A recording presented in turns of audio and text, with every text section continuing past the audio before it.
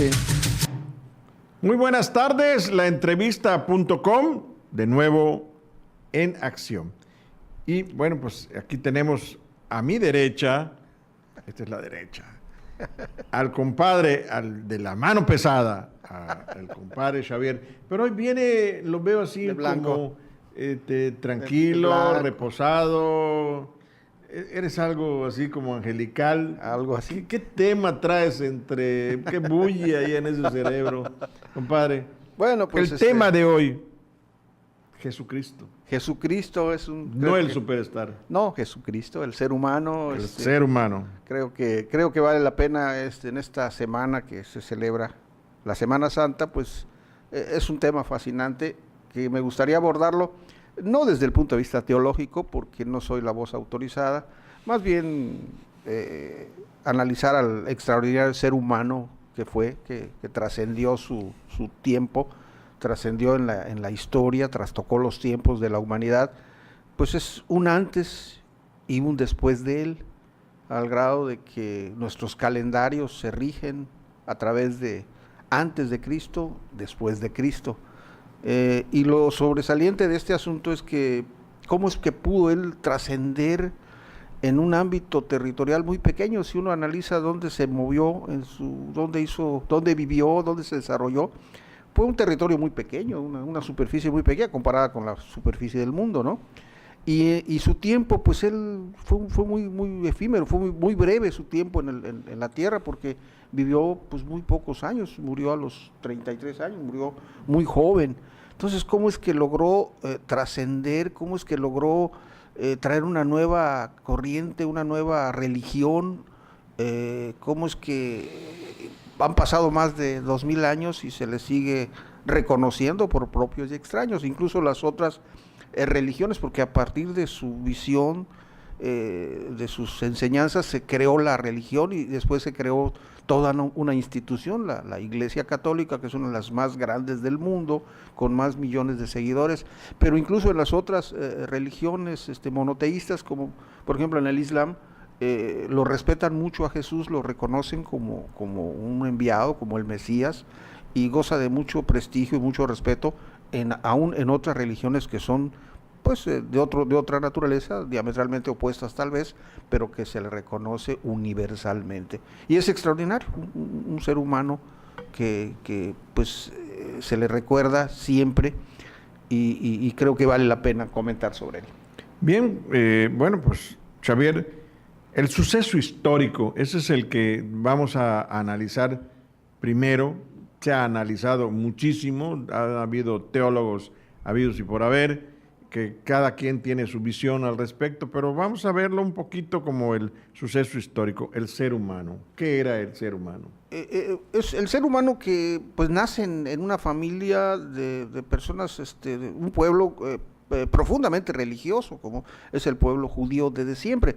Recordemos que la religión judía es una de las más antiguas del planeta, y él nace precisamente en esa región de una familia profundamente religiosa, y él empieza con esa inteligencia de la que vino dotado, pues empezó a absorber, a entender muchas de las cosas de su religión, pero cuando ya se convierte en un adulto, pues él se rebela en contra de muchas de las prácticas de la religión judía, del judaísmo. Incluso pues él arremete en contra de la religión judía, porque la religión judía, pues ellos tenían la práctica adoraban animales, ¿no?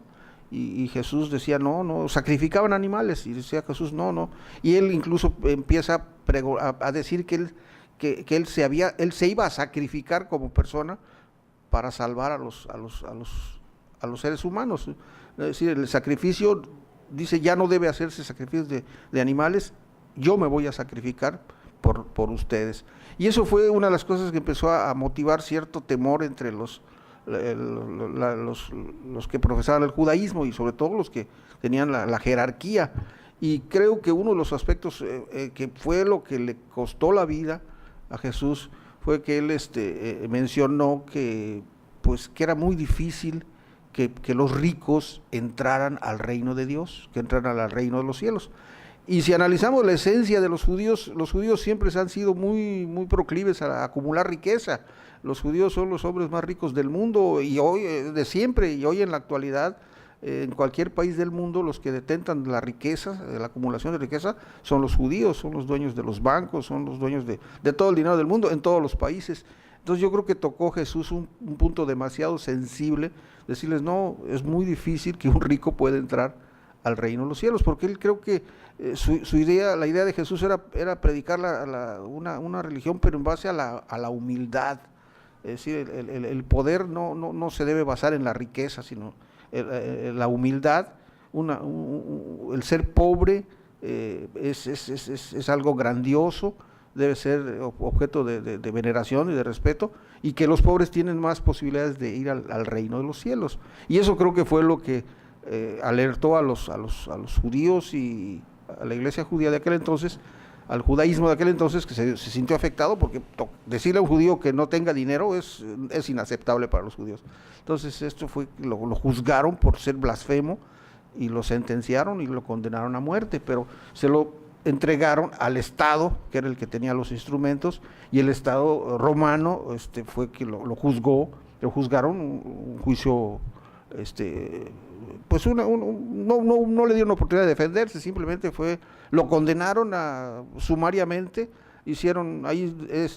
democráticamente le preguntaron a la gente a quién debían salvar, si debían salvar a Jesús o al bandido, al criminal, a Barrabás, y la gente pues votaron. Ahí se ve que la democracia también es imperfecta, ¿no? Democráticamente condenaron al inocente, porque Jesús en los hechos no había hecho nada en contra del Estado romano, simplemente él creía en una nueva forma de ver la religión, y lo condenaron a muerte, y fue realmente un asesinato vil, fue una masacre, fue un atentado contra la dignidad humana, fue un acto de barbarie, que incluso los detractores a veces de la religión católica dicen que no se debía festinar, que no se debe publicitar, que nos deberíamos sentir avergonzados la forma tan brutal en la que sacrificamos a un ser humano, como lo humillamos, lo maltratamos, lo torturamos y luego cruelmente lo asesinamos de esa forma.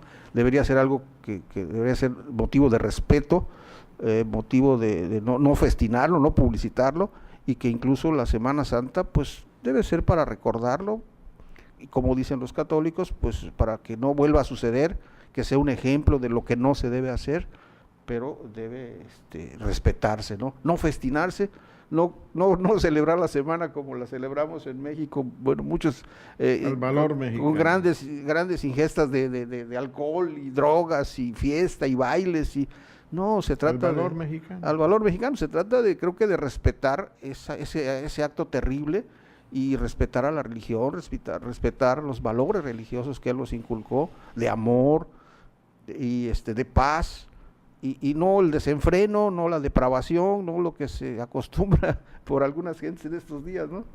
Es lo paradójico, ¿no? Bien, compadre, has hablado acerca del asesinato, nos has recordado que los judíos lo sentencia el Estado romano, y el juicio es un juicio sumario. ¿Cómo lo celebramos los mexicanos? También ya has hecho referencia, pero también cómo lo celebran en una pasión diferente. Para eso hemos traído para ustedes este corto video, que esperemos lo observe usted bien y después haremos un comentario al respecto. Corre video.